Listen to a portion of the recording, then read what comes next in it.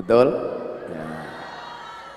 Kayak kamu kadang-kadang anak-anak itu kan kalau sudah jatuh cinta yang terjadi apa ya?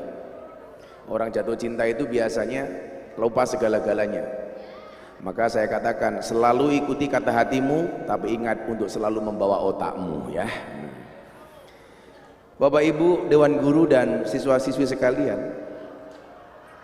cangkemnya ngapa ya? Kayaknya penggemar sarung toldem itu. Bapak Ibu yang saya muliakan dan adik-adik, beberapa hari terakhir saya dapat banyak kiriman video di TikTok tentang intoleransi yang kembali terjadi di Indonesia. Desember kemarin saya mendapatkan kiriman video tentang seorang Kristiani yang sedang beribadah di rumahnya sendiri dalam rangka Natal dipersekusi. Kemudian baru kemarin saya mendapatkan satu video orang beribadah di gereja kemudian mendapatkan ancaman dan lain sebagainya. Melihat kondisi seperti itu tentunya mengusik jiwa persatuan kita. Maka kemarin ketika melihat video-video itu saya langsung ngelus dadanya istri saya. Loh iya kan, mau dadanya siapa lagi gitu. Nah, saya kalau melihat kasus-kasus intoleransi itu muncul, saya sedih, lebih sedih dibandingkan jalan berlubang di Pemalang.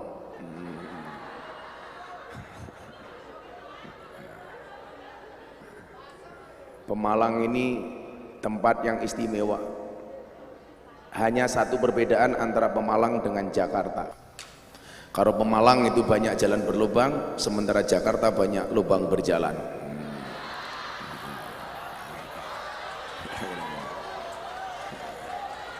Yang teriak-teriak itu pasti golongan codot.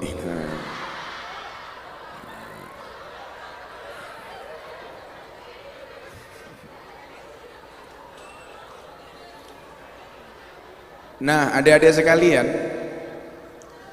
kalau kita memahami makna Islam, Islam itu kan secara harfiah artinya apa? Tunduk. Islam itu secara harfiah artinya patuh.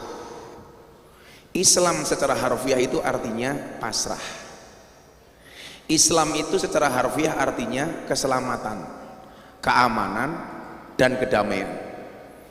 Jadi ketika kita berislam, berarti kita harus tunduk, patuh, pasrah, selamat, aman, damai. Itu Islam. Berdasarkan pemahaman ini kemudian seorang muslim dalam konteks kehidupan berbangsa dan bernegara harus bisa menjadi pemberi keselamatan. Bagaimana kemudian orang ketika ketemu muslim itu harus merasa selamat, harus senantiasa menciptakan kerukunan dan memberi rasa aman kepada orang lain. Itulah yang disebut dengan toleran. Jadi toleran itu memberi keselamatan, menciptakan kerukunan, memberi rasa aman terhadap orang lain. Maka pertanyaannya adalah, kalau ada orang ketemu orang Islam merasa tidak nyaman, berarti dia tidak menggambarkan Islam secara keseluruhan. Pesan itu pula yang selalu saya sampaikan kepada Mas Deddy Corbuzier. Setiap kali saya ketemu, saya bilang sama dia, Mas, orang non-Islam itu tidak membaca Qur'anmu, orang non-Islam itu tidak membaca hadismu, tetapi orang non-Islam itu membaca akhlak dan perbuatanmu. Artinya apa? Kalau kamu pengen dakwah itu tidak harus kayak saya, tapi tunjukkanlah Islam yang baik dengan cara apa? Menunjukkan akhlak dan perbuatanmu yang baik. Kenapa? Karena yang dilihat oleh orang itu akhlak dan perbuatannya. Kemarin ada wartawan tanya sama saya, Gus, kenapa Mas Deddy Corbuzier nggak jadi ustadz seperti para mu'alaf yang lain? Saya bilang, tidak harus seorang mu'alaf itu menjadi ustadz. Yang menjadi persoalan di Indonesia adalah mu'alaf belum berapa lama masuk Islam, tahu-tahu jadi ustadz. Akhirnya apa? Ngawur dengan keislamannya. Dulu saya dikritik, Gus Miftah jadi pembimbing yang gagal untuk Deddy Corbuzier. Kenapa? Sudah hampir 4 tahun masuk Islam, Deddy Corbuzier sholatnya masih biasa-biasa saja, bahkan cenderung kurang. Saya bilang nggak ada yang salah dari Deddy Corbuzier. Abu Bakar tuh masuk Islam 14 tahun baru sholat, padahal masuk Islamnya Abu Bakar melalui Kanjeng Nabi. Lagi Deddy Corbuzier hanya melalui Miftah. Sehingga kemudian apa? Nanti akan kita maknai, akan saya kasih beberapa gambaran adik-adik, bahwa toleran itu tidak hanya beda agama, bahwa toleran itu tidak kepada hanya mereka yang berbeda suku, berbeda ras, golongan, tetapi toleran itu juga sesama agama. Bagaimana kemudian balonnya meledos gitu loh. Jadi kalau ada orang ngomong balonnya meledos, itu balon yang tidak toleran, itu namanya loh, ngeyel meledos maning ya. Nah, adik-adik sekalian, ini perlu saya sampaikan apa? Saya pengen masa depan bangsa Indonesia itu dipenuhi oleh orang-orang yang mempunyai jiwa toleran. Walaupun banyak orang mengatakan Miftah itu toleransinya kebablasan. Ada Natalan mengucapkan selamat Natal dan lain sebagainya. Yang saya sering dikritik, Miftah itu menjadi Kristen gara-gara mengucapkan selamat Natal. Walaupun kalimat seperti itu sering saya bantah. Tidak semudah itu orang masuk gereja atau mengucapkan selamat Natal menjadi Kristen. Contoh begini, seseorang umpamanya kayak saya umpamanya menggunakan kartu seluler simpati, umpamanya simpati. Kemudian saya berada di bawah tower XL. Pertanyaan saya, apakah sinyal simpati saya menjadi hilang? Oh tidak, tetap menjadi simpati. Sama halnya ketika saya mengucapkan selamat Natal, apakah otomatis saya menjadi Kristen? Tidak semudah itu, Ferguson. Faktanya apa? Kalau mengucapkan selamat Natal otomatis menjadi Kristen. Kemarin tanggal 10 November saya mengucapkan selamat Hari Pahlawan, saya juga tidak jadi Avenger. Jadi sikap toleran sangatlah penting sebagai alat pemersatu bangsa. Tanpa adanya toleransi, kehidupan yang penuh dengan kemajemukan dan perbedaan tidak akan pernah bersatu. Nah, coba Anda lihat bagaimana kemudian ketika menghadapi kemajemukan dan perbedaan ini, ayat yang sangat populer yang sering kita baca adalah Al-Hujurat ayat 12. Allah menciptakan manusia laki-laki dan perempuan, bersuku-suku dan berbangsa-bangsa. Ada berapa bahasa di Indonesia? 722 bahasa. Ada berapa suku? Ada 1.200 lebih suku bangsa. Dan ada berapa agama? 6. Islam, Kristen, Katolik, Hindu, Buddha, Konghucu. Kemudian lanjutan ayat itu adalah lita'arafu. Apa pemahaman dari lita'arafu? Lita'arafu itu artinya saling mengenal. Tafsirnya apa? Tidak hanya saling mengenal. Saya tahu nama Pak Kepala Sekolah sini, Pak Aman. Kepala Sekolah sini. Oh, mangan bahaya cangkeme. Pak Kepala Sekolah ini tuh. Ya nggak apa-apa, harusnya begitu. Ini masalah inti, di situ masalah untung. Dilanjut Pak Kepala Sekolah. Ya ora sini apa-apa ya. Langsung dilek.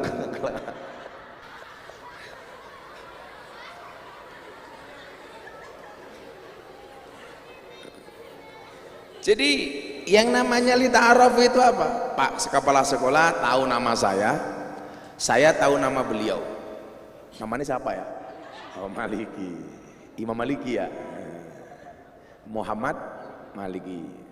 Ini kepanjangan nama Pak Maliki ini surat An-Nas. Qul a'udzu birabbin nas, malikin nas. Kayaknya dulu bapaknya beliau ini penggemar Imam Malik kayaknya. Atau mengepasi saja. Saya tidak hanya tahu nama beliau, tapi saya juga tahu bahasa beliau, kebiasaan beliau. Coba saya umpamanya dengan kawan-kawan Pemalang, saya tahu dengan kebiasaan orang Pemalang, orang Jomal umpamanya. Oh, saya tahu ketika saya lita'arafu, saya tahu dengan karakteristik orang Pemalang. Oh, Pemalang itu karakternya apa? Tuh panas, Pantura itu panas. Orang panas itu biasanya karakternya seperti apa? Itu bagian dari lita'arafu. Oh, bagaimana dengan daerahnya? Oh, di sana punya satu budaya pakaian namanya sarung toldem umpamanya. Itu kan dari Pemalang, betul Bu ya? Sarung toldem. Kemudian di Pemalang itu karakter daerahnya apa? Banyak jalan berlubang umpamanya. Itu saya tahu produk knowledge-nya itu. Makan roti dari pisang, Pak Bupati, kenapa Pemalang banyak jalannya berlubang? Gitu lah. Malah kecekel KPK.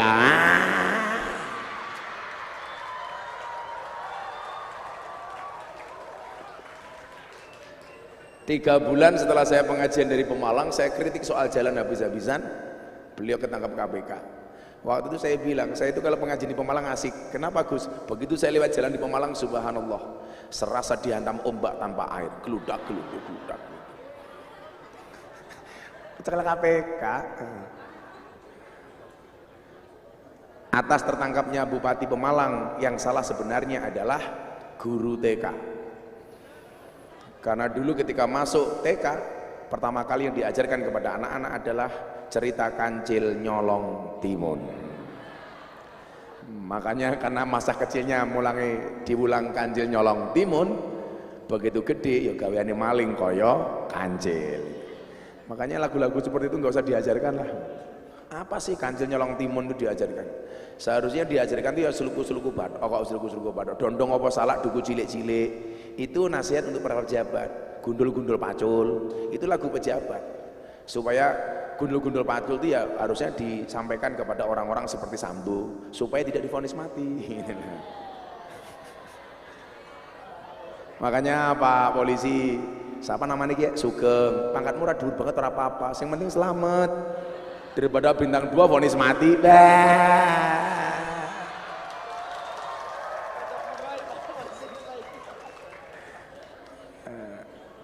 Apa artinya uang banyak coba?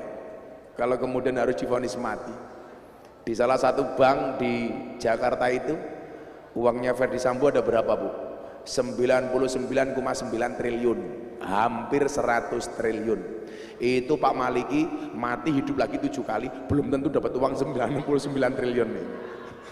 Kan gila Pak. Kayaknya saya nggak rapi Pak.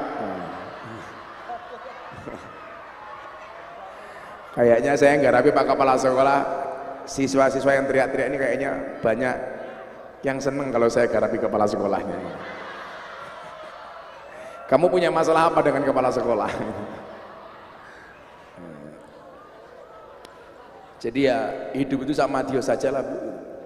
Maka saya sering bilang Pak Maliki dan Bapak Ibu, hidup itu jangan minta kaya, tapi mintalah cukup. Karena banyak orang kaya tapi tidak merasa cukup. Coba Pak Sugeng, pangkatmu apa dan bribda apa itu? Oh Aibtu, ya Aibtu. Aibtu, ya walaupun pangkatnya cuma Aibtu, gaji pas-pasan. Kalau kemudian kita minta cukup sama Allah, Allah akan memberikan rezeki di luar gaji. Cuman persoalannya kan orang itu hanya percaya gaji, nggak percaya rezeki.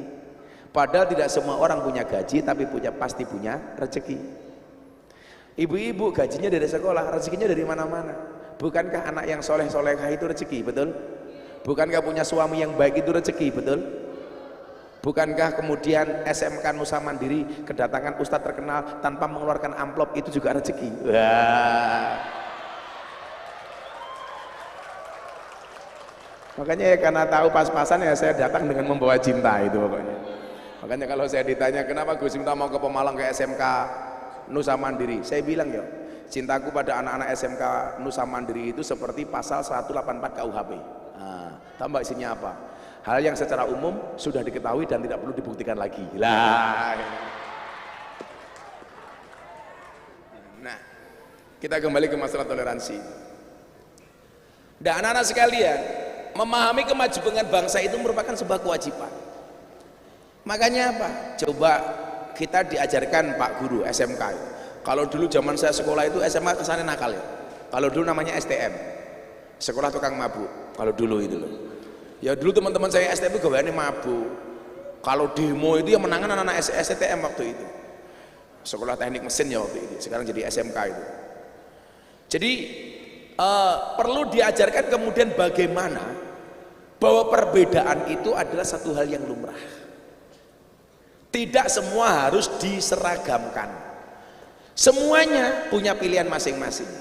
Pak Kepala Sekolah dan Bapak-bapak pakai peci seperti itu. Mas Haryo memutuskan untuk tidak pakai peci. Saya memutuskan untuk pakai belangkon. Ini semuanya pilihan. Ibu-ibu pakai model baju, kalau di sini namanya apa itu Bu? Lurik dengan jarik seperti itu. Ada yang pakai batik. Ada yang SKSD ngantar kopi, itu ya ada aja ya. Oh, yang lebih panas ya Bu. Makasih ya Bu. Bu siapa namanya? Era. Bu? Era milenial ya.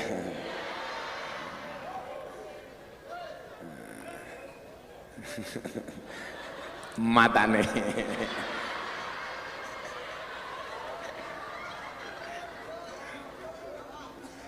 Ya Allah, Bu Era, ya Allah, ya Allah.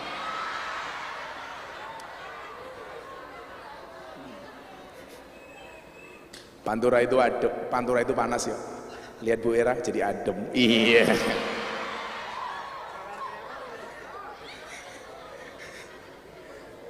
Bu Era di kelas langsung yes.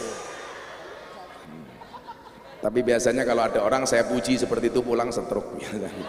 Enggak.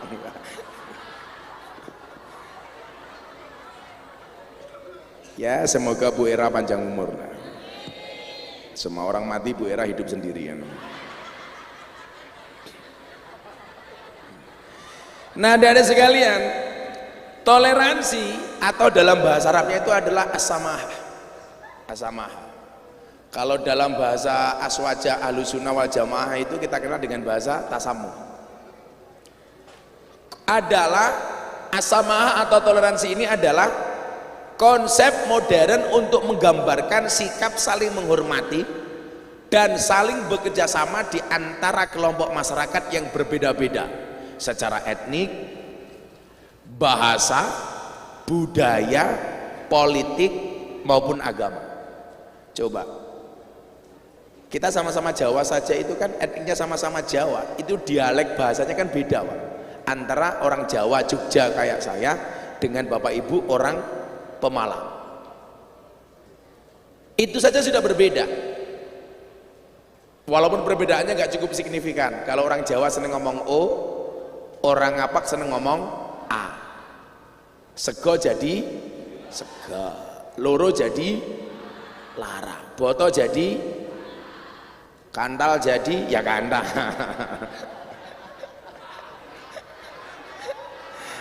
Cangkem. Ya jangan diterus-terus ya. Kayak saya kemarin di Kendal Pak Maliki, itu ada saya pengajian yang ngundang saya desanya apa namanya?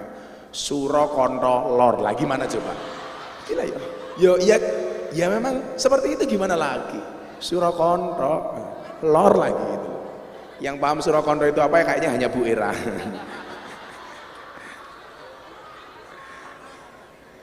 Jadi konsep modern yang menggambarkan sikap saling menghormati dan saling bekerja sama di antara kelompok masyarakat walaupun kita berbeda secara etnik. Kalau adik-adik lihat coba di Pulau Jawa itu ada berapa dialek bahasa coba. Nggak usah ngomong Madura yang pasti beda. Jawa saja. Dari ujung Banyuwangi itu ada sana ada suku bahasa namanya itu Osing. Ngomongnya sun. Sekarang lagu Banyuwangi banyak yang viral, sun itu. Kemudian nyebrang lagi satu pulau namanya Madura, bahasanya sudah beda lagi, Durmak Boabo, orang Madura dengan segala keindahannya Madura. Orang Madura itu apa-apa menangan, kecuali satu, lomba TTS, itu mereka nggak pernah menang, karena kolomnya pasti kurang. Hubungan suami istri menghasilkan berapa kolom yuk? 5, ANA 4, anak 4. Mereka kurang dikasih 4 kolom karena hubungan suami istri menghasilkan nak-kana gitu, nak-kana. Ya kan. Mereka jarang jadi polisi atau tentara karena mereka berhitung nggak pernah jelas. Kalau orang Pemalang berhitung 1, 2, 3, orang udah berhitung to 1. Waduh. Bahkan teman saya Madura kalau ngimami iya nakana budu iya nakana nasta'in. Dengan segala keindahannya, Madura bagi saya pulau yang sangat keren, pulau yang sangat indah. Coba nyebrang lagi ketemu mana Pak? Sesama Jawa, Surabaya. Bahasanya agak kasar dikit, itu Surabaya. Kayak saya sering dikritik sama orang karena saya sering bilang dancuk. Loh, saya itu ngomong dancuk bukan misuh. Saya itu bilang dancuk dalam rangka mempertahankan kearifan lokal. Iya. Iya. Jangan sampai bahasa dancuk diklaim sebagai milik Malaysia. Karena selama ini apa-apa diklaim sebagai milik Malaysia. Reok Malaysia, keris Malaysia, batik Malaysia. Kalau saya tidak mempertahankan kalimat dancuk, bisa jadi besok dancuk dianggap Malaysia. Kan dancuk, ayo dari mana? Dan saya kalau ngomong dancuk itu pasti fasih, karena saya tahu tajwid, saya paham makhorijul huruf. Jadi panjang pendeknya pas, Pak. Bahkan saya ngomong dancuk kadang-kadang pakai tajwid dan pakai kol-kolah. Dancuk kayak gitu kan. Ke barat lagi ketemu mana Bu? Solo Jogja. Bahasanya agak halus dibandingkan Surabaya. Solo Jogja itu bahasanya halus, Pak. Persis kayak saya umpamanya itu, halus banget. Saya itu kalau di panggung Pak Maliki ngomongnya kasar, sama istri saya bosan. Saya sama santri aja bosan. Saya itu kalau WA-an sama istri pun saya bosan.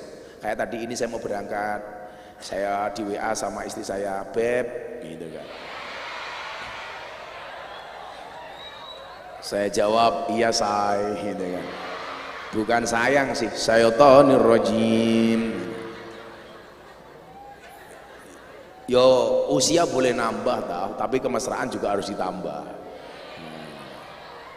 Saya itu tipe suami yang sangat-sangat romantis. Bagaimana kemudian saya punya pendapat. Suami yang baik itulah adalah yang mendengarkan pendapat istrinya, dan istri yang baik mendapatkan banyak pendapatan dari suaminya. Ibu-ibu pasti setuju. Ibu pilih mana? Suami yang good looking apa good rekening? Good rekening, Pak. Bukan masalah dia matre, nggak ada cewek matre, yang ada cowok kere ya.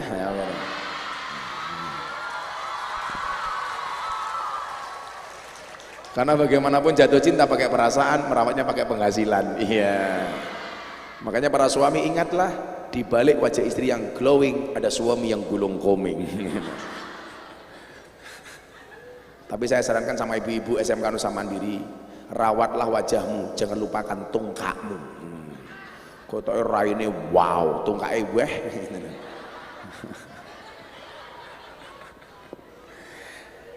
Nah, dari Jogja itu bahasanya halus ya, bahasanya halus. Makanya kalau sungkeman lebaran itu pasti yang paling lama orang Solo, orang Jogja. Kayak istri saya itu kalau sungkeman ke saya itu lebaran itu bisa bermenit-menit sambil nangis. Abah, kaulo ngaturaken sugeng riyadi mbok menawi kaulo gadah kalepatan sak lima saking ucapan sak langkah saking tindak tanduk kaulo banyu sak cawuk lemah sak ceruk godhong sak cuwek kayu sak coklek kaulo nyuwun agung isi samudra pangaksami abah nangis. Terus diambung tangane wolak-walik muah. Halo. Iya dong, tahu nggak kamu mbak-mbak, seorang istri mencium tangan suaminya pahalanya sama dengan mencium Hajar Aswad. Wah, baru tangannya Bu, apalagi yang lain. Iya.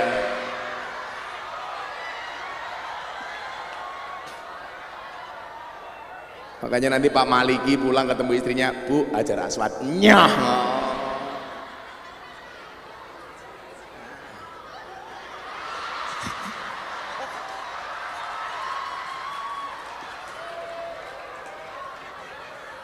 Kalau saya yakin kalau istrinya Pak Maliki pasti cium tangannya Hajar Aswad.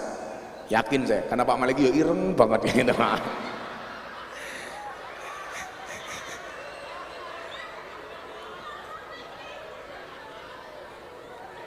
Ke barat lagi kita ketemu Banyumasan. Dari berapa sih Banyumasan itu Pak Maliki? Pemalang, Tegal, Brebes, Kebumen, Cilacap, Banjarnegara, Purbalingga. Sebagian kecil Cirebon, sebagian kecil Indramayu. Ini bangsa Banyumasan. Makanya nama-nama tadi yang kita sebut itu rencana mau dibuat provinsi, namanya provinsi apa namanya Bu? Bukan. Tegal ini Ngapak ini itu kan apa namanya dikenal dengan kelompok Banyumasan. Lah mungkin provinsi namanya provinsi Banyumasan. Kayak umpamanya di Jawa Tengah bagian tengah, kayak Keresidenan Solo, itu besok juga mau dibuat provinsi tersendiri. Mana saja? Solo, Sukoharjo, Karanganyar, Sragen, Wonogiri, Klaten. Terus kemudian Madura juga rencana bikin provinsi sendiri, Provinsi Madura. Demikian juga dengan Jawa Barat, Bogor Raya. Lah kalau Pemalang ini masuk ke Kristenan Al-Ngapakiyun ini, Al-Ngapakiyun. Jadi saya dulu agak bisa ngomong bahasa Ngapak karena bapaknya Mas Haryo ini almarhum Ki Entus Susmono itu kebetulan jamaah saya. Dia sering ngaji sama saya. Jadi saya agak ngerti betul bahasa Ngapak. Nah, di sini kemudian kita berangkat lagi ke barat, Pak.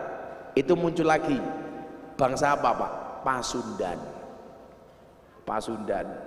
Ini bahasanya sudah beda lagi dengan orang Ngapak. Saya punya cerita menarik ketika orang Ngapak main ke kampungnya orang Sunda. Begitu masuk kampungnya orang Sunda, itu nginjak kotoran, Pak. Langsung orang Ngapaknya teriak, "Tai ini siapa ki ya?"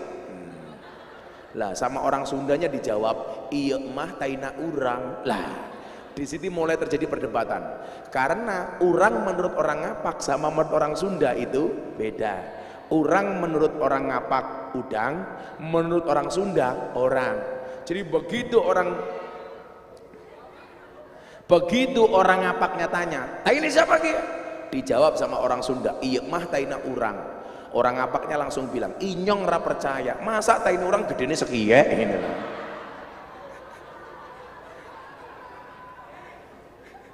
Saya ingat betul guyonan saya zaman dulu wartel itu, telepon apa rumah itu. Dulu kan kalau kita mau telepon nggak pakai HP Bu ya, pakai wartel, pakai telepon rumah. Kalau kita telepon nomornya sibuk, biasanya jawabannya apa ya zaman dulu? Nomor yang Anda tuju sedang sibuk, silakan ulangi beberapa saat lagi. Atau biasanya pakai bahasa Inggris, "The number you are calling is engaged, please try again in a few minutes." Kalau dulu telepon orang Pemalang, jawabannya bukan bahasa Indonesia, bukan bahasa Inggris, tapi dijawab pakai bahasa Ngapak. "Nomor telepon yang sira tuju langka, telepon mending ya," kayak gitu. Kayak saya dulu nerima tamu anak buahnya almarhum Ki Entus, sebelum datang ke pondok saya dia ke Monjali, Pak. Begitu sampai pondok dia cerita, "Nang Jogja ku ana monumen, arane monumen Jogja balik maning." Apa ya aku? Monumen Jogja balik maning, ternyata monumen Jogja kembali. Kayak saya pengajian di Tegal, arane manjing dalam Gus Miftah kiye anak gapura, arane gapura sugeng tekak. Apa maning? Kok gapura sugeng tekak? Ternyata gapura selamat datang. Goblok. Kayak saya dulu pertama kali ngaji di rumahnya Mas Haryo ini, pas Mas Entus jadi masih dalang itu, kan dulu beliau nggak tahu kalau saya nggak ngerokok. Nah, saya ditawari ngerokok sama asisten-asistennya beliau. Saya dipanggil, "Pak Kiai, kisuk-kisuk ngobori cocot, cangkeme, cocot diobori ya kepriye." Ternyata udut ngomprongi congor. Lah, ini keindahan bangsa Indonesia. Begitu masuk Sunda, bahasanya Sunda. Ke barat lagi ketemu mana, Pak? Jakarta. Sukunya apa? Betawi. Bahasanya apa? Betawi. Lulu, gua. Bapak lu, mertua gua. Iya. Coba. Luar biasanya apa? Konsep dasar founding fathers mampu menempatkan perbedaan-perbedaan itu bukan masalah untuk bangsa Indonesia. Cuman di era kekinian ini, Pak, ini kembali terusik kerukunan itu dengan orang-orang yang merasa dirinya lebih hebat dibandingkan orang lain. Ini kalau dibiarkan mengancam ancaman terhadap disintegrasi. Ancaman kepada integrasi menjadi disintegrasi. Harusnya Bapak Ibu kita belajar dari Liga Arab umpamanya. Liga Arab itu terdiri dari berapa negara sih? 22 negara. Jadi Jazirah Arab itu terpecah menjadi 22 negara. Padahal bangsa mereka cuma satu, namanya bangsa Arab. Bahasa mereka juga hanya satu, namanya bahasa Arab. Tapi ternyata apa? Bangsanya satu, bahasanya satu, mereka tidak bisa berdiri di atas satu negara yang satu. Terpecah belah. Liga Arab coba Anda lihat, kayak Suriah, Yaman, Qatar, mereka terpecah masing-masing. Contoh, mereka nggak bisa akur, sedikit saja umpamanya. Kemarin Piala Dunia di Doha Qatar itu seharusnya dihelat oleh dua negara, Qatar dan Saudi Arabia. Qatar nggak mau. Padahal untuk membuat Piala Dunia di Qatar itu mereka menghabiskan berapa investasinya? 3.000 triliun lebih. Qatar penduduknya hanya 400.000. Dengan pendatang nggak sampai 2 juta. Sekarang jalan di Qatar, saya kemarin di sana seminggu, jalannya tolnya itu bisa 4 kali lipat tol kita di sini. Fasilitas umum kayak kereta bawah tanah sekarang sepi, Pak. Kenapa mereka nggak mau gabung dengan Arab Saudi untuk menyelenggarakan Piala Dunia seperti Jepang dan Korea? Gengsi, mereka nggak mau akur. Satu bangsa, satu negara tidak bisa berdiri di atas satu negara. Pak Tentara, ini kalau kita ngomong wawasan kebangsaan, saya sering ngomong di Mabes AD karena kebetulan Pak Wakasat itu jamaah saya, Pak Agus. Indonesia 726 bahasa, 722 bahasa, 1.200 suku, tapi bisa berdiri di atas satu negara yang sama, yaitu Indonesia. Mereka satu bangsa satu bahasa tidak bisa berdiri di atas satu negara yang sama. Indonesia banyak bangsa banyak bahasa, bisa berdiri di atas satu negara yang sama. Pertanyaannya kenapa? Karena kita yang pertama dipersatukan dengan nasib yang sama. 350 tahun kita dijajah oleh Belanda, Sekutu dan lain-lain, menjadikan bangsa ini menjadi bangsa yang memiliki sense of belonging, rasa memiliki. Kenapa? Karena pernah merasakan penderitaan yang sama. Makanya coba ibu-ibu ingat, keluarga itu kalau diuji dengan penderitaan biasanya malah akur, tapi kalau diuji dengan kesenangan dan uang biasanya malah amburadul. Makanya orang kaya itu yang harus disiapkan bukan hanya uangnya tapi mentalnya, mindsetnya. Kalau orang bilang banyak perceraian diakibatkan karena ekonomi, itu nggak seberapa dibandingkan orang kaya yang bercerai gara-gara kebanyakan uang. Saya itu kan konselor artis masalah rumah tangga, makanya adik-adik lihat kalau ada artis menikah itu rata-rata memberikan nasihat siapa? Gus Miftah. Dari zaman Anang Asanti, Atta Aurel, Deddy Corbuzier, Sabrina, Via Valen, Yani Inka, konsultannya saya, termasuk konsultannya Denny Caknan dan Happy Asmara, saya. Kalau Lesti Kejora sama Rizky Bilar yang memberikan nasihat pernikahan bukan saya.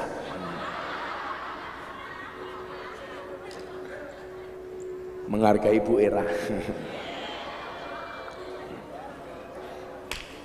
Masa Bu Era ambune kok lombok, goblok. Masa kopi kok ambune sambel? Bu Era ganti maning. Gelasnya ambune sambel, kopi ini sangit.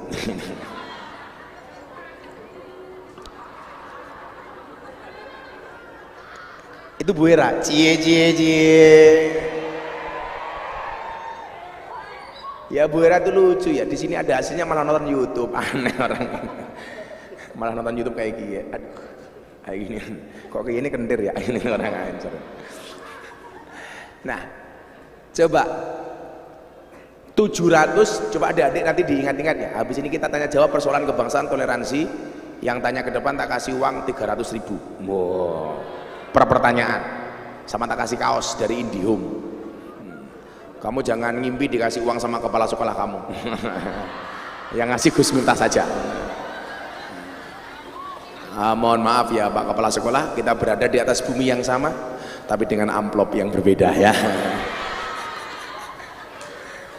Tapi yakin saya guru-guru di sini makmur. Nyatane lemu-lemu kayak gini ya. Ya Allah. Sawak kok wateng kabeh ya Allah ya. Bukan gemuk. Bu siapa namanya Bu? Bu Rifki. Bu Rifki itu tidak gemuk karena ada survei yang membuktikan 100 kg di bumi itu sama dengan 30 kg di Mars. Itu artinya Bu Rifki tidak gemuk, hanya salah planet. Nah, maka saya sarankan tahun depan Bu Rifki ngajar di Mars ya Bu ya. Tapi santai Bu Rifki, sekarang cowok itu lebih suka dengan cewek gemuk dibandingkan cewek seksi. Nah, Ibu tahu kenapa alasannya? Karena cewek seksi hanya fokus kepada penampilan, tidak pernah fokus kepada perasaan. Iya.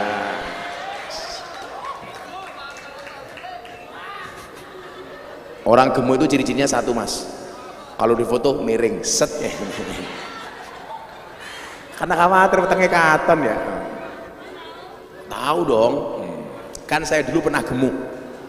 Mana cowok yang paling gemuk di sini? Oh nggak ada apa-apanya. Pak siapa namanya? Pak siapa namanya? Pak Sowak. Oh Pak Warno. Pak Warno, saya punya pengalaman, saya dulu pernah gemuk, berat badan saya 108 kilo. Sekarang 73 kilo. Kenapa dulu saya gemuk, sekarang saya kurus? Gara-gara Pak, saya membaca penelitian di sebuah rumah sakit. Wong lanang ki lak wetenge gede biasanya manuke cilik.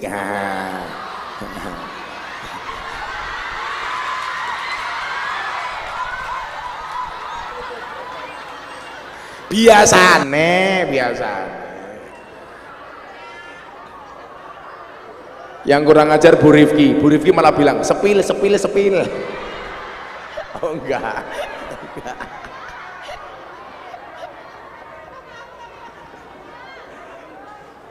Makanya Pak Kepala Sekolah, kalau orang perutnya besar burungnya kecil, Gus Miftah perutnya kecil berarti burungnya wak. Nah lanjut kita lebih spesifik dalam toleransi beragama. Ada sekalian ya, kita nanti dialog sampai jam berapa Bu?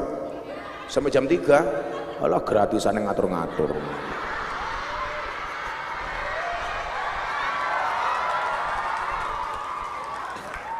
Santai aja Bu, untukmu apa sih yang enggak? 100 itu sempurna, kamu 1 lebih dari sempurna. Iya, tapi bohong. Yang maksud saya kemarin Bu habis ujian skripsi di Unisula.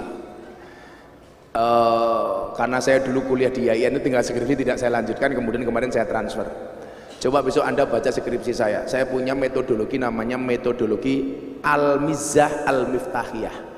Al-Mizzah itu artinya apa? Fun learning. Al-Miftahiyah ala Gus Miftah. Lah mungkin Pak Kepala Sekolah, metode-metode itu perlu dipelajari supaya apa? Anak-anak kita di sekolah itu tidak boring belajar. Kalau gurunya fun ketika mengajar, itu pasti anak-anak jauh lebih suka. Betul adik-adik? Itu loh. Mosok guru galak ora mau ngajar karo metutut. Anak-anak sekalian, ada enggak gurumu yang seperti itu? Berani sebutkan namanya tak kasih uang. Ya. Maju ke depan.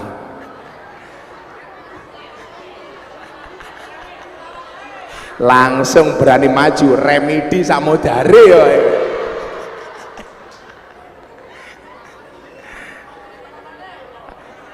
Akhirnya Bu Era datang lagi.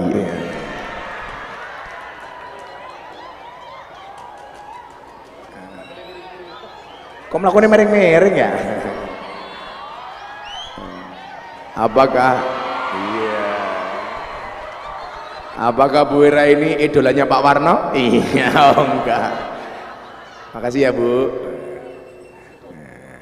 Bu Era itu kayak kopi. Apa cicipi apa ya? Bu Era itu kayak kopi, hitam sih tapi banyak yang mencintai. Iya. Siapa yang mencintai? Pak Warno. Ora.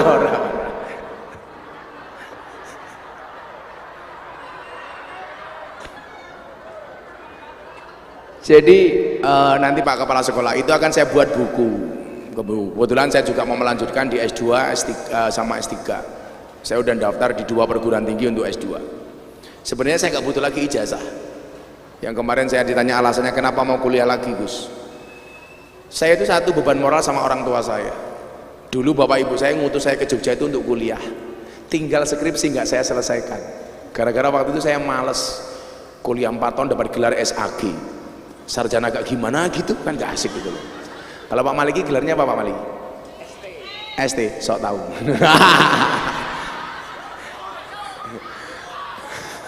Kalau Pak Warno apa gelarnya Pak Warno? SPD, sarjana penuh dosa.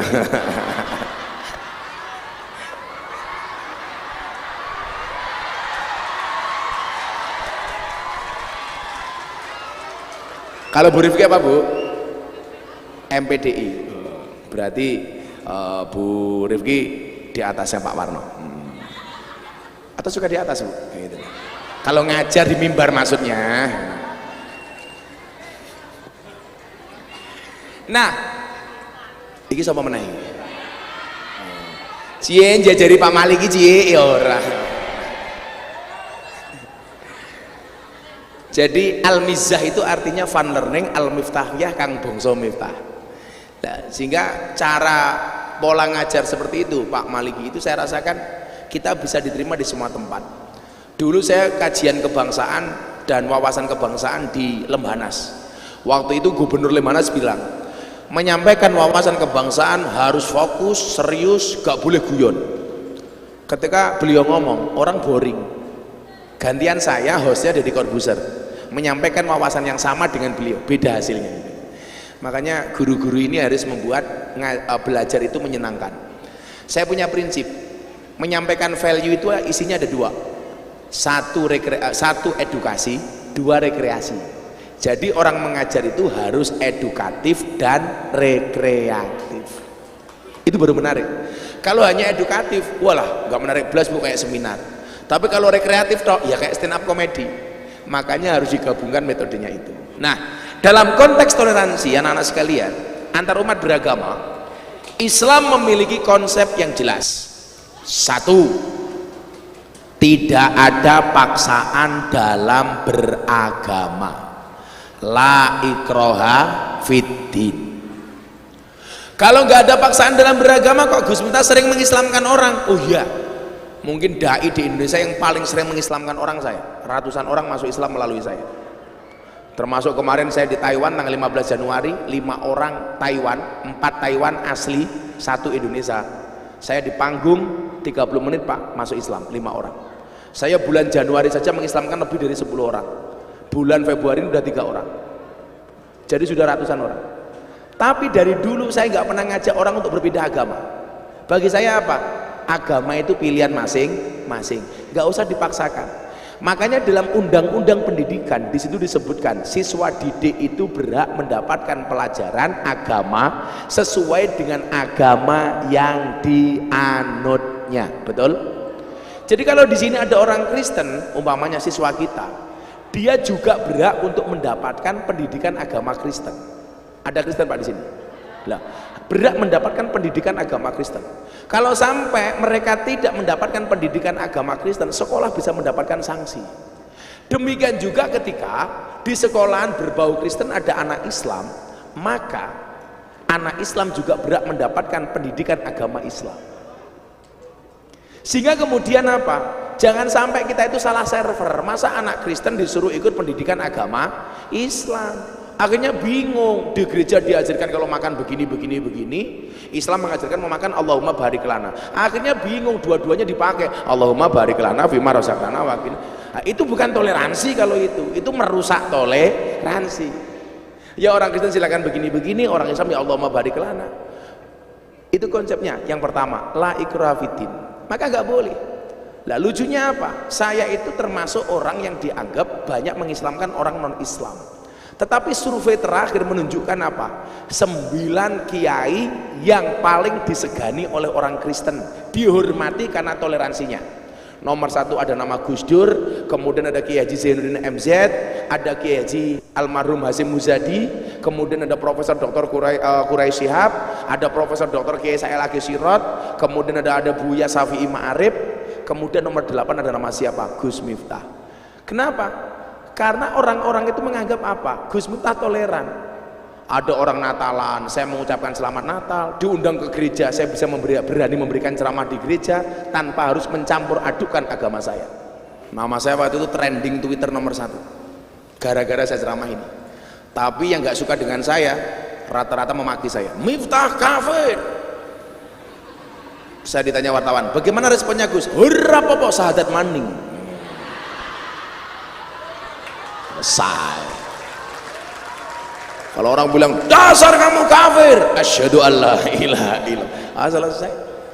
Orang kafir 70 tahun membaca la ilaha illallah sekali itu terbakar kekafirannya. Masa kita tiap malam Thailand dibilang kafir? Kan goblok ini loh. Saya itu slow banget Pak. Alasannya dia dibilang kafir apa? Karena masuk tempat ibadah agama orang lain. Kalian pernah masuk Borobudur nggak? Berarti kamu kafir. Karena itu tempat ibadah agama orang lain. Kok gampang banget bilang kafir? Diposting sama Mas Dedi, ditonton jutaan kali, komentar ratusan ribu kali. Semua orang mencaci maki.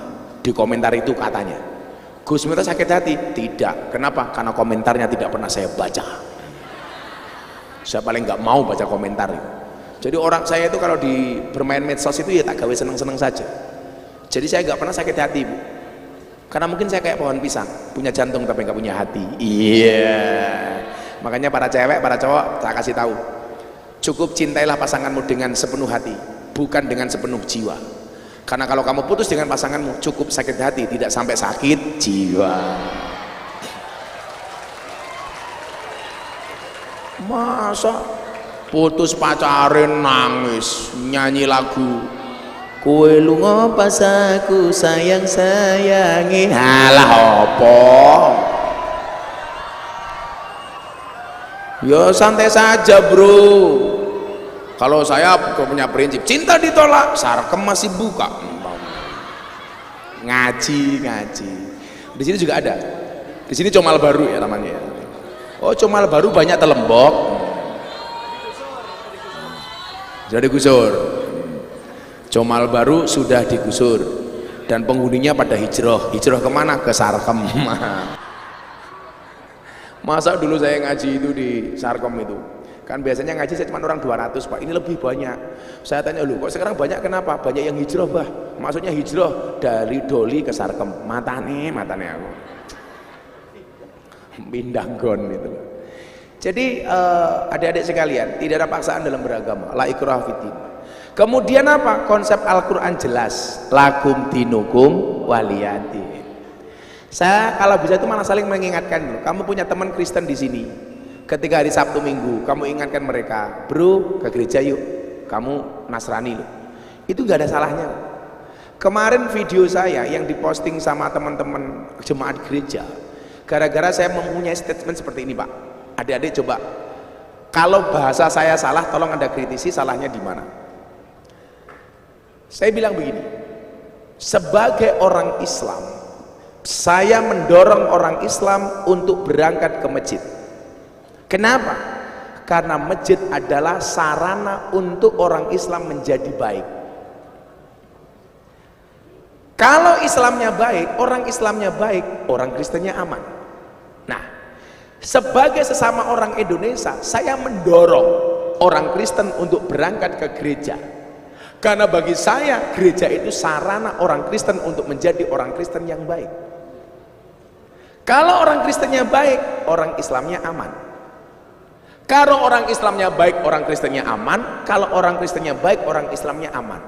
Kalau orang Islam dan orang Kristen baik, maka Indonesia aman. Saya bilang, Kristen dan Islam itu bukan musuh, tapi partner dalam kebaikan.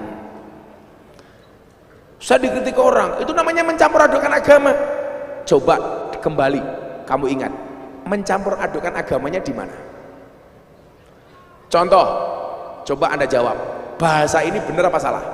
Semua agama itu benar. Menurut Anda, benar apa salah? Benar apa salah? Itu benar tapi kurang sempurna. Bagaimana kalimat yang sempurna? Semua agama itu benar bagi penganutnya. Nah, ini sebelum kita tanya jawab, konsep toleransi atau tasamuh dalam pandangan Islam mengandung konsep rahmatan lil alamin. Sekali lagi saya ingatkan, Islam itu bukan rahmatan lil muslimin, tapi rahmatan lil alamin. Artinya apa? Kasih sayangnya tidak hanya sesama umat Islam, tetapi sesama umat manusia. Makanya kalau kamu sama orang lain tidak bisa menghargai agamanya, minimal hargailah dia sebagai ciptaan Allah yang maha kuasa. Kan semuanya ciptaannya. Wong kita itu dengan hewan saja harus menghormati kok. Itu kenapa alasan Kanjeng Nabi cinta dengan kucing. Masa dengan manusia beda agama saja kita marah-marah? Kucing saja harus kita cintai. Ada guru bahasa Inggris di sini? Siapa? Kucing bahasa Inggrisnya apa, Buning? Cat. Kucing kakinya 4? Cat Biena. Kucing cemplung kolam? Ketes-ketes. Mumet dase, Buning. Ilmunya orang tekan. Jam tangan bahasa Inggrisnya apa, Buning? Clock. Jam tangan rusak? Oklok-oklok gitu kan. Buku bahasa Inggrisnya apa, Buning? Book. Buku jatuh ketebuk gitu. Kalau aku cinta kamu bahasa Inggrisnya apa, Buning? Hah? Moh ah. Sing cinta kowe ya sapa ya ora cinta kowe kok moh ah. Rahmatan lil alamin. Sekalipun Al-Qur'an tidak secara tegas menjelaskan tentang konsep tasamuh, namun banyak ditemui beberapa tema yang terkait dengan ini. Soal ayat-ayat soal tasamuh, toleransi itu banyak. Coba nanti Anda lihat di surat Al-Balad. Kemudian ada bahasa Al-Afu di surat An-Nur ayat 22 dan lain sebagainya. Nah, bahkan toleran itu tidak hanya kepada agama lain, dengan diri kita pun juga harus toleran. Makanya mata juga punya hak untuk tidur. Lah, saya itu bisa toleran dengan orang lain, tapi saya kurang toleran dengan diri saya sendiri. Karena waktu saya habis untuk di jalan, saya kalau pergi 2 minggu baru pulang, 10 hari baru pulang. Makanya Pak Kepala Sekolah, hidup saya itu apa-apa cukup, kurangnya cuma 1, kelon. Karena saya jarang pulang. Beda Pak Warno, kelon bae ben bengi ya.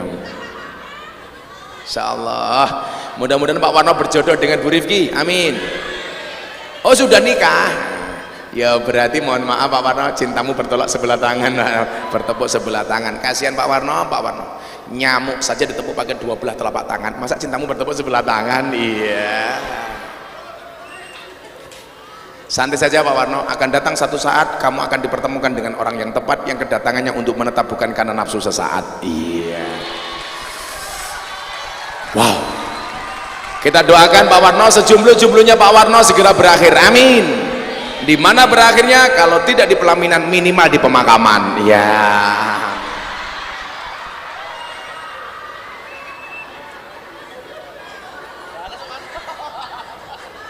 Ya, mudah-mudahan Pak Warno berjodoh dengan anak-anak siswi sini. Amin.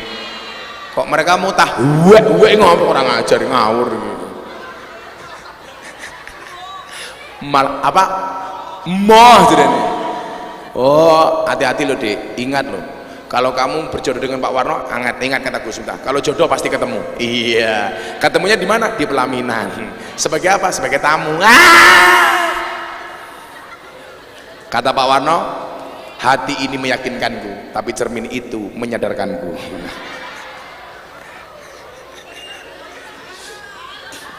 Balas Pak Warno. Pak Warno wani balas mulai cangkeme setruk.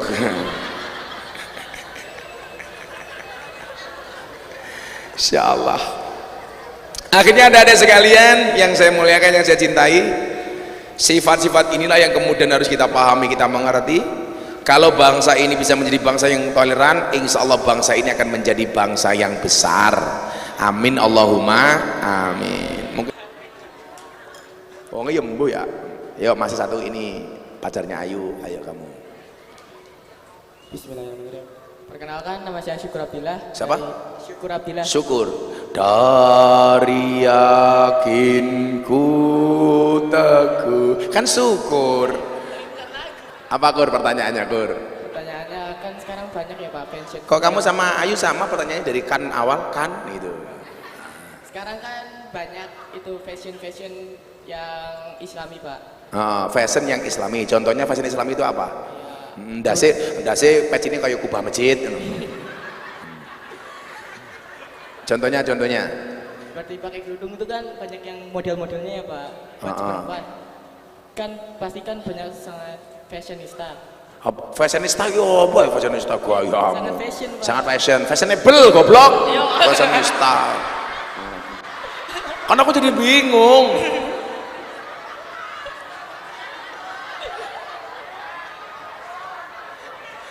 Besok gaul fashionista, fashionable bro.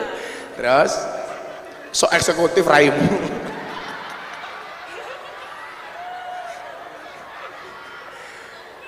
Terus kenapa? Kan juga banyak orang Kristen yang ikut-ikutin Pak. Itu hukumnya gimana Pak? Ya boleh-boleh sih das-das dewe ya ora apa-apa toh. Berarti kalau Orang Kristen katanya cewek pakai jilbab. Ya harusnya kamu yang Islam malu. Kristen saja mau pakai jilbab, masa kamu Islam enggak lah? saya kan cowok, enggak lah. Bukan mbak-mbaknya itu loh. Oh. Kayak kemarin tetangga saya pakai jilbab anaknya malah dimarahin sama bapaknya. Oh tak datangin. Kamu itu anaknya pakai jilbab malah dimarahin kenapa? Pokoknya nggak boleh Gus. Emangnya kenapa? Lo gimana Gus? Anakku namanya Warno kok pakai jilbab.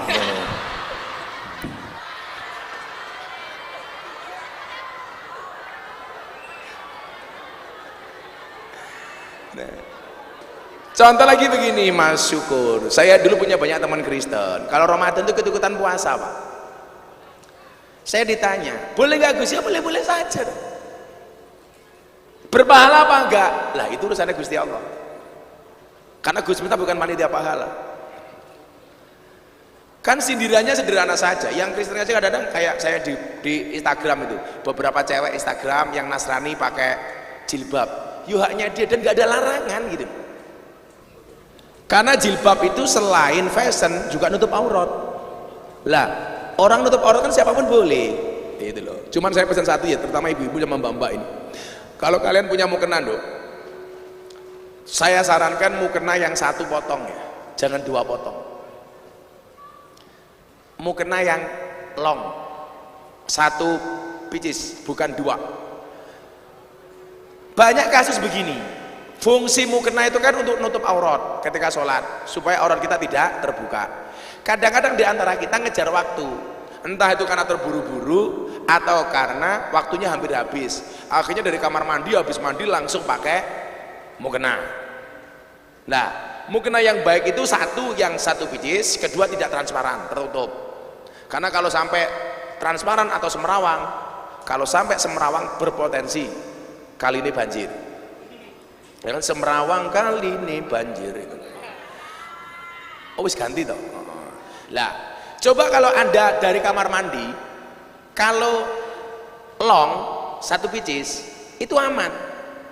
Begitu sami Allahu liman hamidah nggak kelihatan. Coba kalau dua potong, kamu nggak pakai baju, nggak pakai dalaman, nggak pakai kotak. Ayo. Sami Allahu liman hamidah, langsung malaikatin bengok. Wah. Oh cangkemnya Syukur tontonan gratis, kamu miskin kuota ya. Jadi tolong ya adik-adik ya, kalau sampai terpaksanya pakai dua potong, ya kamu harus pakai daleman, harus pakai baju, supaya ketika diangkat tidak kelihatan. Kelihatan apanya Kur? Kok itunya iya apa itunya itu? Auratnya goblok, angel men loh. Kok malah jawab susunya? Aurat malah dijelaskan susunya. Kamu tahu kenapa susu jumlahnya 2? Oh nggak tahu. Kalau saya tahu kenapa susu jumlahnya 2, karena susu. Kalau satu suha. Nah, makanya aku jadi bingung kenapa Pak Warno belum menikah, apakah nggak doyan susu ya. Gitu ya. Jadi apa namanya, kalau teman kamu Nasrani pakai jilbab, ya itu silakan. Ya nggak boleh itu kalau ada peraturan sekolah orang orang Kristen diwajibkan pakai jilbab, itu namanya pemaksaan.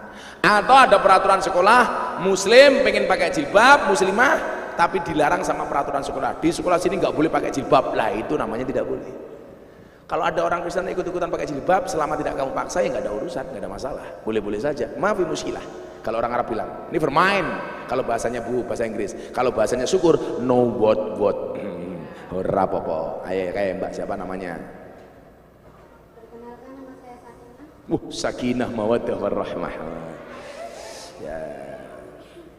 Dari kelas 12 akuntansi 1. Mic-nya cetaknya cangkemmu ya. 12 itu apa jurusannya? Akuntansi juga. Oh kamu sekelas. Oh beda. Sama jurusan beda kelas. Cita-citanya Mbak Sakinah mawaddah warahmah apa? Pengen buka usaha kuliner. Apa? Suike gitu tak ajar.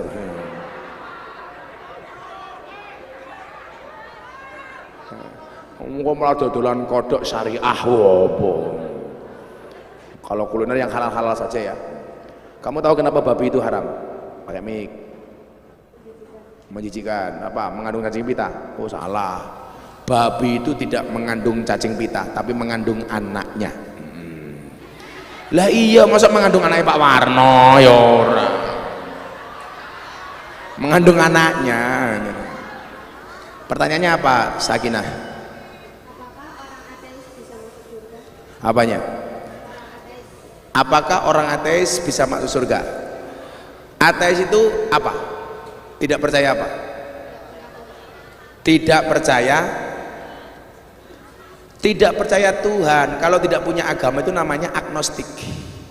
Agnostik itu orang percaya Tuhan tapi nggak punya agama. Dan ini sekarang banyak di Eropa, Pak. Saya kemarin pulang dari Belanda, itu orang Belanda banyak yang agnostis. Mereka percaya Tuhan tapi nggak percaya agama. Kalau ateis nggak percaya Tuhan. Kalau Tuhan aja nggak percaya, berarti agama juga nggak percaya gitu. Lah apakah dia bisa masuk surga? Surga kan ciptaan Tuhan. Sementara dia nggak percaya dengan Tuhan, bagaimana masuk surga?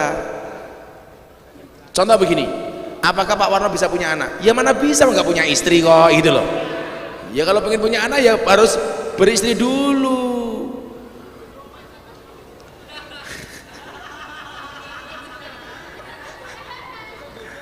Langsung bujuk Pak katanya. Ya jelas kalau saya mengatakan dengan tegas, yang berhak masuk agama itu yang masuk surga itu siapa? Yang percaya dengan Tuhan kok. Yang percaya dengan Allah, antumina billah wa rasulih. Lah orang ateis gak percaya dengan Tuhan kok, sementara surga neraka itu ciptaan Tuhan. Dia berarti kalau gak percaya dengan Tuhan, dia juga tidak percaya dengan ciptaan Tuhan. Karena dia punya teori yang berbeda tentang penciptaan alam dibandingkan dengan orang yang beragama seperti kita. Contoh asal muasalnya manusia, kita punya konsep Adam Hawa, mereka kan beda dari monyet, dari kera umpamanya. Makanya nggak ketemu logikanya. Makanya orang ateis saya pasti, kalau saya berpendapat tidak masuk surga. Ayo dari kamu dulu. Ya sebelumnya saya dulu. Assalamualaikum warahmatullahi Kok wabarakatuh. pelan banget atau agak dekat gitu loh? Timut. Pegang mic itu kayak gini loh. Kalau kayak gini kesannya janda. Kalau perawan begini kan zizi. Apa namanya? Siapa namanya? Nama saya Rila Tiasi. Kok kan kecil banget suara kamu, nggak masuk ke kamera. Oh iya. Ah, Ya, nama saya Rila Tiasti. ini loh.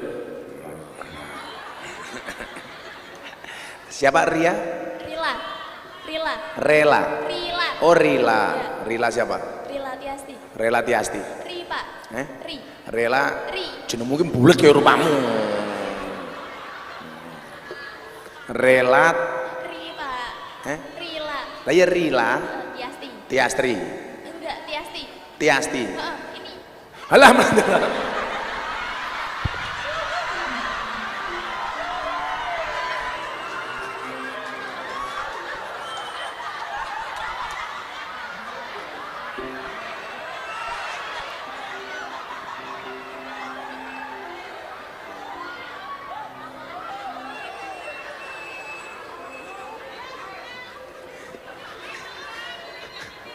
Malah dipamer ini. Cilik bae gaya. Tulisannya kecil. Saya nggak lihat. Kelas berapa? Rila. Kelas 12 TKJ 1. Kelas 12 TKJ 1. apa itu? Akuntansi juga? Enggak, Apa? teknik komputer jaringan. Oh, teknik komputer jaringan. Cita-citanya pengen jadi apa? Jadi Apa? Maling. Apa? jadi pengusaha. Pengusaha apa? Pengusaha di sana. Oh, pengusaha biting. Oke. Oh, busana. Desainer. Ayo. Pertanyaannya ini.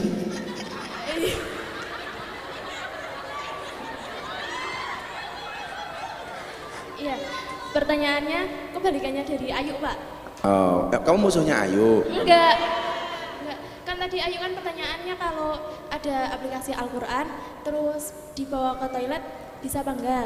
Sekarang kebalikannya, aplikasi porno dibawa ke masjid. Iya.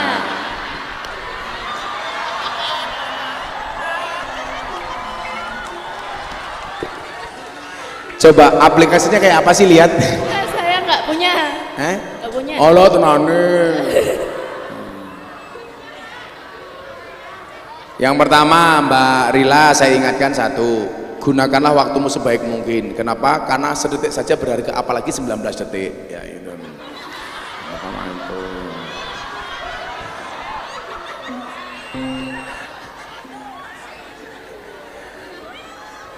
Pak Warno ki guyu-guyu paham apa ora ya 19 detik iki. Gayane sok imut. Ya sama halnya itu, kalau ada konten maksiat di dalam HP bukan berarti HP-nya nggak boleh masuk masjid, ya nggak boleh membuka aplikasi maksiat di dalam masjid. Habis sholat harus wiritan malah buka kebaya merah. Wow, nggak boleh, ditutup. Lah makanya coba untuk apa juga sih HP itu untuk nyimpen-nyimpen kayak gitu itu? Nggak perlu lah. Saya juga bilang sama anak-anak ya, nah kalian boleh viral, tapi pesan saya satu, virallah dengan prestasi bukan sensasi. Viral sekarang itu lebih enak daripada dulu zaman saya viral pertama itu. Sekarang apa-apa viral kok. Coba nyanyi satu lagi viral, satu lagu viral. Begitu sulit, lupakan silit, viral. Apa coba? Iya kan? Satu kalimat saja itu viral. Kamu nanya viral.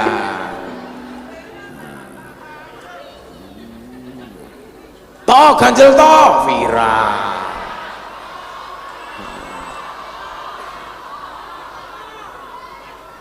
Orang nangis viral.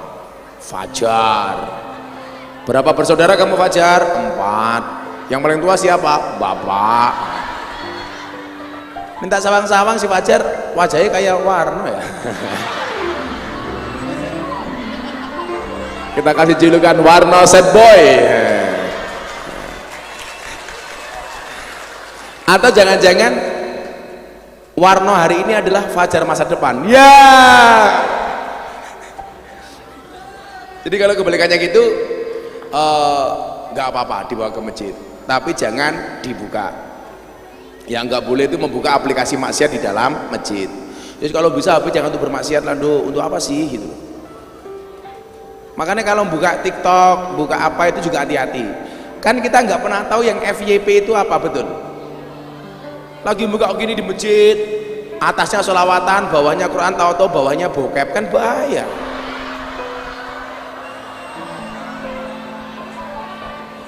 Makanya saya itu paling benci Pak kalau dimasukkan ke grup WA, apalagi grup WA nggak jelas teman-teman apa itu. Kadang-kadang apa coba, ada grup WA, ada orang kirim video di situ, gambarnya orang naik motor. Begitu kita mau tonton suaranya nggak ada gambarnya, cuman suara tok, kan sering gitu loh. Lihat coba, kalau Pak Maliki sedang rapat sama para kiai dikirimnya kayak gitu, dipikir gambarnya mau ngaji, ternyata wi lajila kok kayak gitu. Itu kan merusak gitu loh. Pak Warno tahu lagu wi. Warno maning gitu ya. Boleh tapi jangan dibuka. Ayo kamu yang duluan. Pak, satu lagi. Oh satu lagi apa? Sebelumnya saya minta izin dulu sama Bapak Ibu guru yang ada di sini. Tidak tak jawab. Gurumu yang paling galak siapa? Ayo. Oh rata kayak duit. Orang apa orang? Kalau di seneni ngomong aku. Malah melu tak seneni gue. Apa? Kok minta izin sama Bapak Ibu guru terkait dengan gurumu? Ya. Sini aja. Guru yang paling menyenangkan versinya Rila siapa? Pak siapa? Bu Era. Bu Era. Kalau saya, kalau dari suami jelas kayak Pak Warno. Loh, mata pelajaran PPKN, negara saja dicintai apalagi kamu. Iya.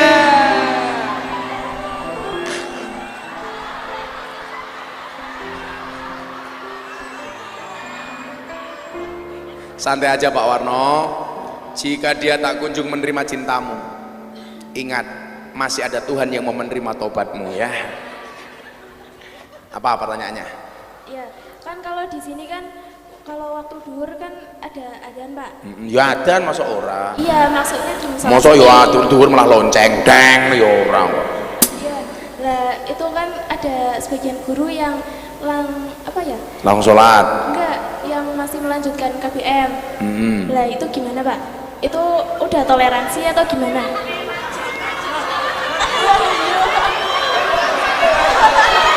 Kenapa?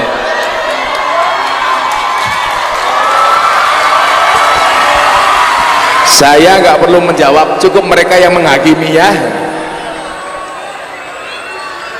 Datang waktu adzan, kegiatan belajar mengajar masih berlangsung.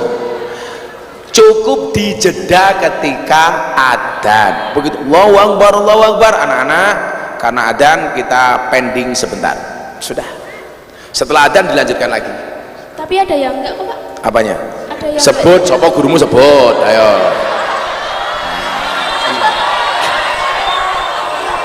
Bon. Sapa jenenge Bu Rifki?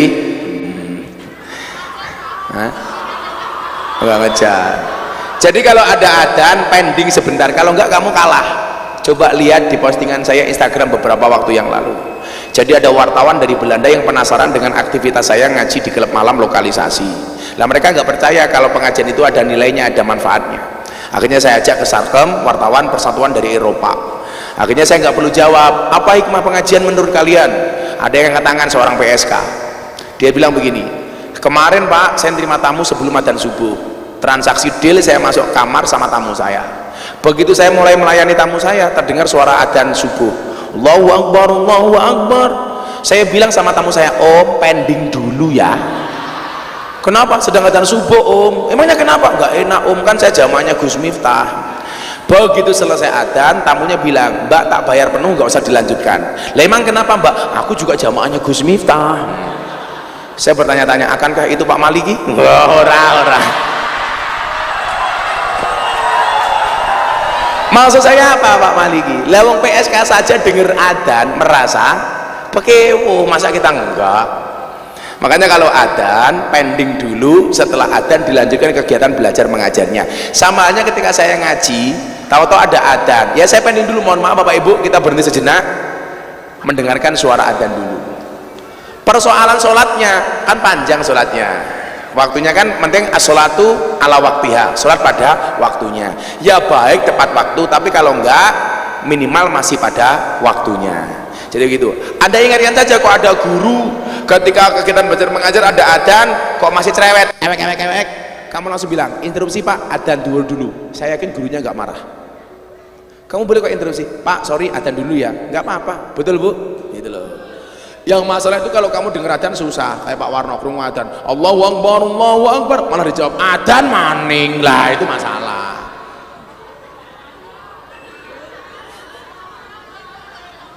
Mohon bersabar Pak Warno, ini adalah ujian. Sabar itu indah Pak Warno. Indahnya kapan? Ya sabar saja.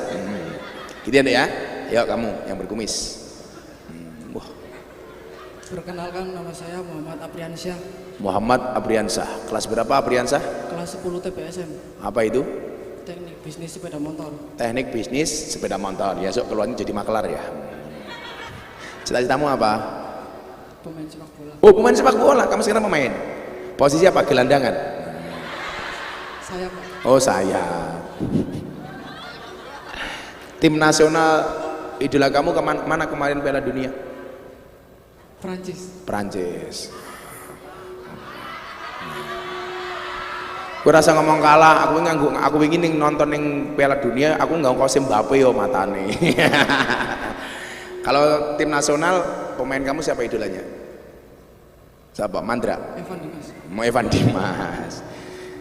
Cita-cita pengen jadi pemain bola. Sekarang umur kamu berapa? 16. 16 ikut klub SSB?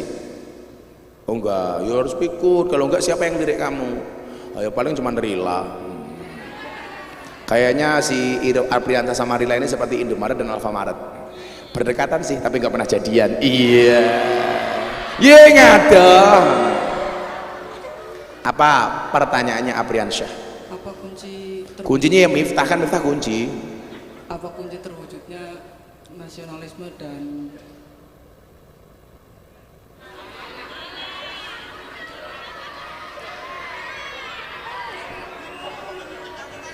Tarik napas dulu 2 jam.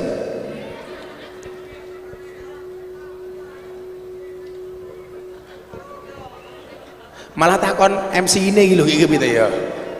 Orang ngerti John. Kamu grogi di sampingnya Rila ya. Ya semoga berjodoh ya. Punya anak seperti sampingnya.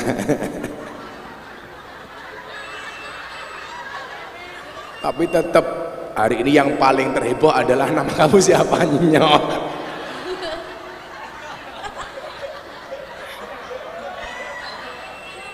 Coba kalau yang nanya Pak Warno, sama Pak Warno,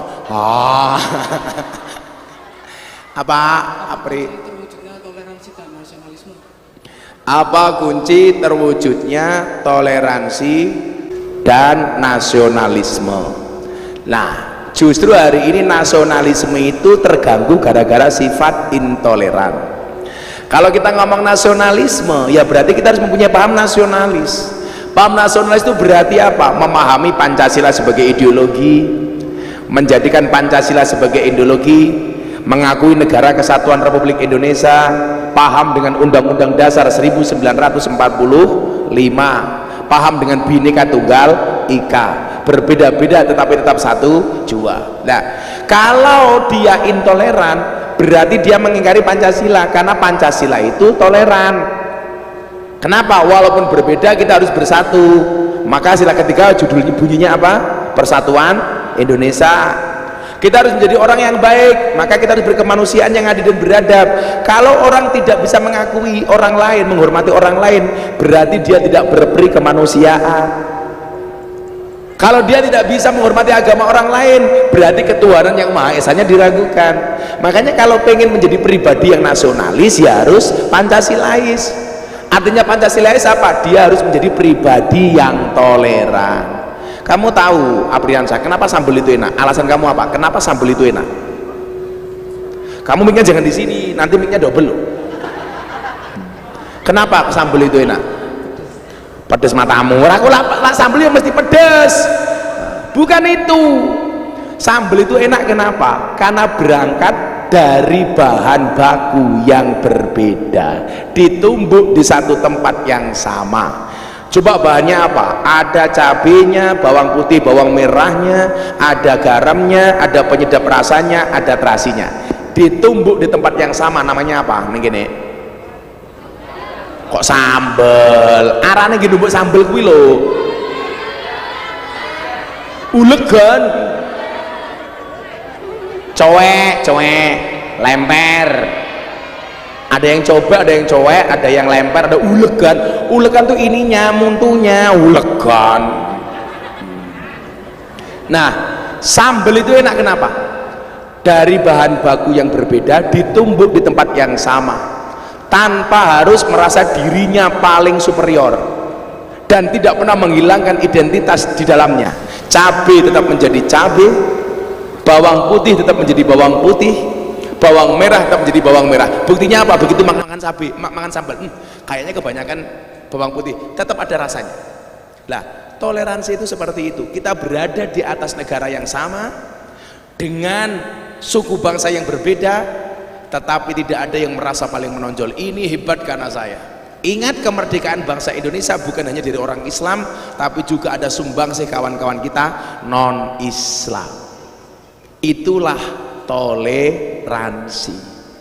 Coba kalau Anda makan sambal, Anda merasa ini yang paling enak sambal dulu, apa cabenya? Yang paling enak bawang putihnya. Coba kalau Anda makan sambal, cabenya dulu, habis baru bawang putihnya, bawang merahnya, terakhir terasinya tok. Yo bengoren cang Amerika.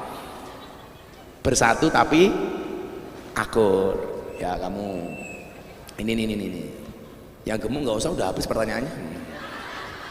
Perkenalkan, nama saya Putri Rahma Fitri dari. Siapa Putri? Rahma Fitri dari. Putri kelas Rahma 11 Fitri. TKJ 1. Apa itu? Komputer. Teknik komputer dan jaringan. Cita-citanya? Koki. Koki. Koki. Lo komputer kok pengen jadi koki? Pikirannya punah ya. Jurusannya neng komputer kita diajari masak kok pengen jadi koki. Idola kamu siapa? Chef Suno? Apa Chef Renata? Chef Juna. Chef Juna. Kenapa? Karena bertato. Iya. Emangnya di komputer kamu diajari masak? Kamu bisa masak? Alhamdulillah. Alah, godok banyu gosong kok. Apa pertanyaannya Fitri?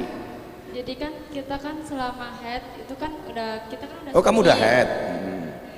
Kan kita Iki kan ngomong suci. kajian kebangsaan tak kok ke head ya momen dah sebenarnya. Apa hubungannya kajian kebangsaan karo mens? Ya sak karepmu lah. Mbok takon RA Kartini head setiap tanggal berapa?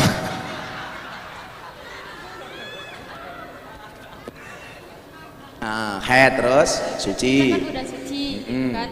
Tapi kita ragu-ragu antara sudah suci atau belum. Bagaimana cara mengetahui sucinya begitu? Tapi kita udah melaksanakan sholat gitu. Apakah sholatnya dihitung pahala atau malah mendapatkan dosa? Ya tergantung suci apa belum. Cara mengetahui suci menurut kita Risalatul Mahid. Begitu berhenti darahnya, kamu ambil tisu. Ambil tisu. Didulekin, titik. Iya. Loh. Lah ya emang iya kok keprimen. Tapi ingat didulek dewe. Jangan minta bantuan Apriansah. Didulek dewe, Nduk. Kalau warnanya masih jambon, itu belum suci. Atau ada darahnya walaupun hanya serambut, masih merah, itu belum suci. Tapi kalau kamu dulitnya begitu, kok seperti kapas yang kena air putih, warnanya bersih, itu berarti kamu suci. Jadi untuk memastikan kamu sudah benar-benar berhenti mens apa belum. Tapi ingat ya, menstruasi bukan mencret-mencret lo ya gitu. Sama halnya dengan laki-laki umpamanya, kita kan sering Pak beraktivitas, begitu selesai kencing kok tahu-tahu mau sholat kok agak keluar lagi. Makanya cara membersihkannya apa? Itulah hikmah kenapa kencing itu disuruh duduk. Lah sunah duduk itu kencingnya begini. Pak Warno deleng kayak gini. Jadi duduknya begini, bertungku di satu kaki. Kok begini masih ragu, udah bersih apa belum, dibalik begini. Nah ini bertungku satunya. Kemudian selanjutnya apa? Dipegang pohonnya, kemudian dipelurut Pak. Ingat diurut dewe Pak Warno. Ojo njaluk bantuan Bu Era.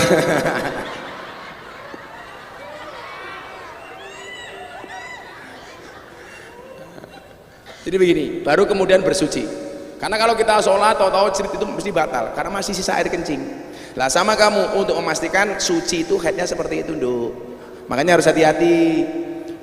Pastikan betul suci, baru kemudian sholat. Karena kalau belum suci ya berarti kamu malah melakukan sesuatu yang dilarang untuk orang yang sedang menstruasi. Karena bagi orang yang menstruasi yang tadinya wajib menjadi haram. Contoh sholat, poso, nyekel Quran itu menjadi haram. Paham kamu Fitri? Nah, kamu tahu Fitri artinya apa? Suci, suci jadi debu. Berarti nama lain kamu adalah tayamum. Yang paling lemu ayo. Arane siapa? Kan saya Agus Priyono. Oh, sing cowoknya Agus Priyono, sing cewek malah nyoh. Apa Gus? Kelas berapa kamu Gus?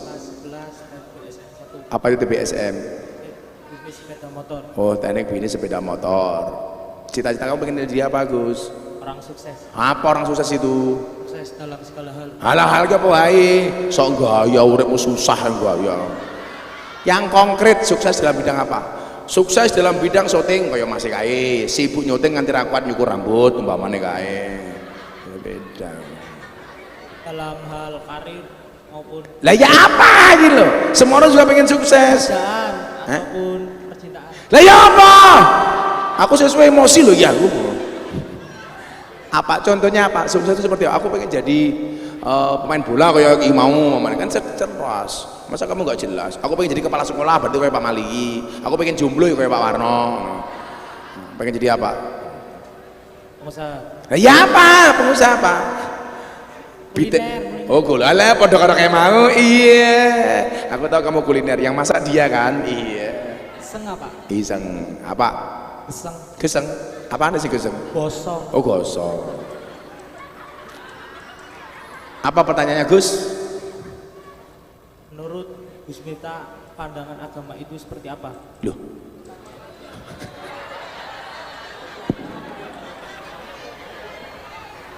Pandangan agama tentang apa? Tentang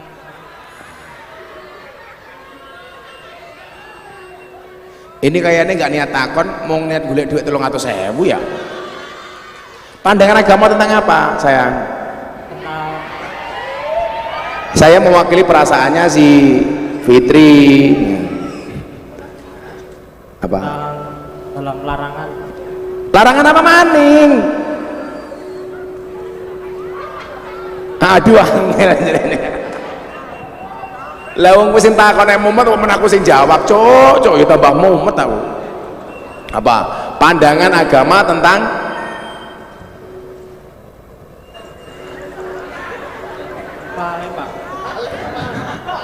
lalen, Pak. Gini aja, kamu tak tanya, kamu harus bisa jawab. Sebutkan 5 nama pahlawan. Warno, Maliki, Era, Rifki. 5 nama pahlawan.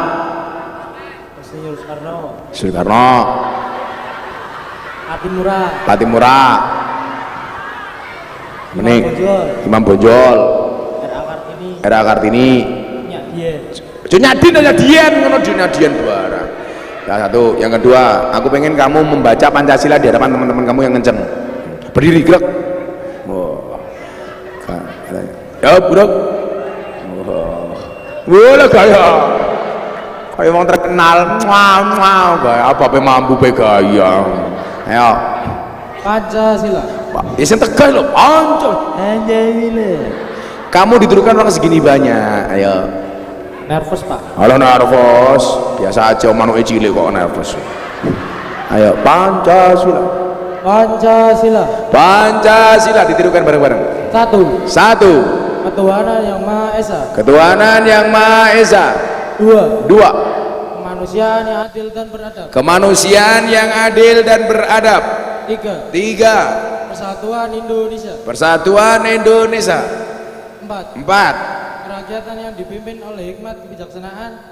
Kerakyatan yang dipimpin oleh hikmat kebijaksanaan. Dalam permusyawaratan perwakilan. Dalam permusyawaratan perwakilan. 5. Keadilan sosial bagi seluruh rakyat Indonesia. Keadilan sosial bagi seluruh rakyat Indonesia. Pertanyaannya bukan itu. Burung Garuda itu cewek apa cowok?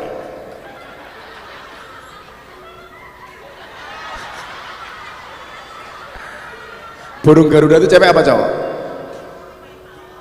Cowok ya ono ini, Pak. Ya cowok, kan burung. Ya sudah, kowe rasa takon tak takoni kowe malah medasmu wis. Ya kaosnya dibagi yo. Insyaallah. Enak temen ya mongon 300.000 ya. Apa? Oh uangnya. Ya. Kamu tahu kenapa cewek suka uang? Karena cewek itu hatinya seperti rekening bank. Maksudnya apa? Nggak mungkin berbunga kalau nggak ada saldonya. Iya. Oh, mboten ngelawan kok, mboten perawan gitu loh. Wes, ayo kamu buka kaosnya. Kamu terima kasih. Buka kita foto ya.